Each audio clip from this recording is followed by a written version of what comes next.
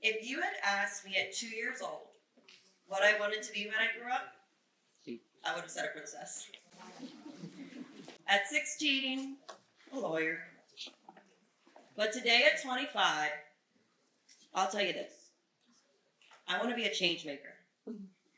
Now, I know how that sounds. Wild, maybe impractical, maybe even impossible. But today, I want to challenge each of you to dare to dream. From the very beginning, my mother always encouraged me to dream bigger. No matter how bold or unconventional my ideas were, she never let me believe that they were out of reach. That belief shaped me into who I am today. During the fall of my sophomore year of my undergrad institution, I was asked to create an event for my job as a resident assistant. It was our first semester back after the COVID knockdowns, and after a summer when the world publicly debated whether people who looked like me mattered. I came back to campus feeling uncertain, invisible, and deeply determined to make my voice heard. For my event, I wanted to bring people together to celebrate Black lives through art, poetry, music, and open conversation about Black Lives Matter, Blue Lives Matter, and All Lives Matter.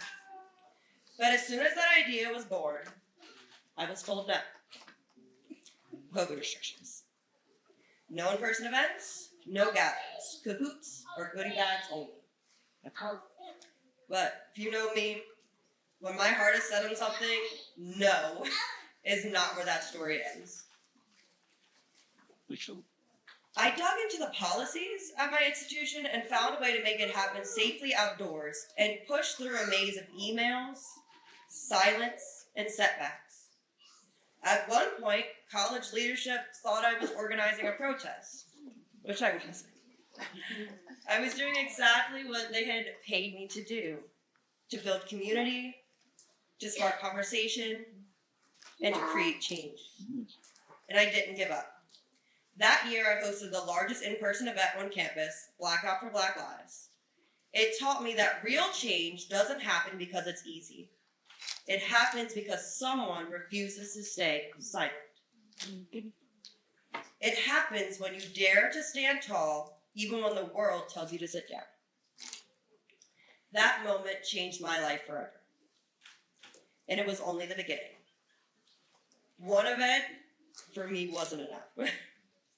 That spark became a fire, and I had launched Owning My Blackness at my college and 2 local high schools with a mission to educate, advocate, and elevate for Black and brown youth. It had made me a local success.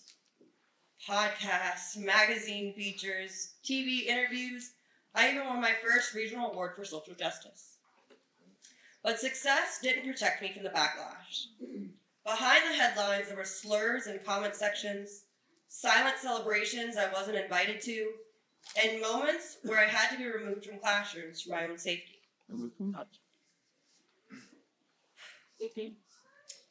Behind the headlines, I had learned that there's an important truth. Change doesn't come without resistance. But I also learned that the little club I started, Owning My Blackness, ended up being much bigger than me. It became a family for students who had found power in their stories, just like I had. And as senior years approached, I found myself at a crossroads. I had applied originally to stay at the same college for graduate school, hoping to keep building on the work I'd started. But then I got a call that changed everything. The head of admissions ended up sitting me down, and it said, "You have so much experience, you could probably teach the classes here. You're meant for something bigger."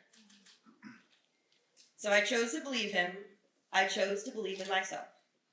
And today I stand here as a proud student in the Diversity, Equity, Inclusion, and Leadership program at the University of Maryland, Baltimore. But even here, the journey wasn't smooth. During my time at UMB, the organization I had started, Owning My Blackness, fell apart. All 3 branches shut down.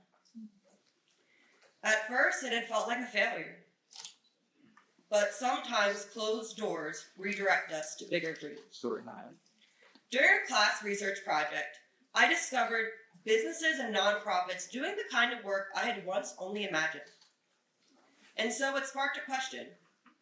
What if I didn't just rebuild owning my Blackness, but what if I reimagined it?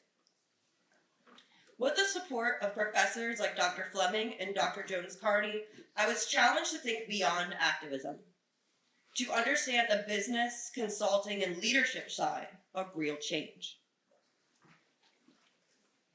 They had taught me to lead trainings, craft statements, measure impact, and design real-world solutions.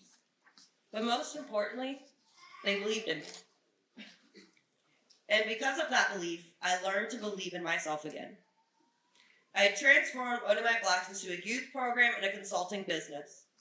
The youth program continues to educate, advocate, and elevate for Black and Brown youth, while the consulting firm now works to reduce systemic racism and education in the workforce. In the process, during my time here at UMB, I ended up winning my second regional award, Best Presentation by a New Professional from the Mid-Atlantic Association of College and University Housing Officers, and it was featured in the President's newsletter. But if there's one thing I've learned, it's this. Throughout my journey, people had told me to be more practical, to hand out goodie bags, to take the safe road. Some even slammed doors in my face, while others just told me flat out no. But I kept dreaming anyway.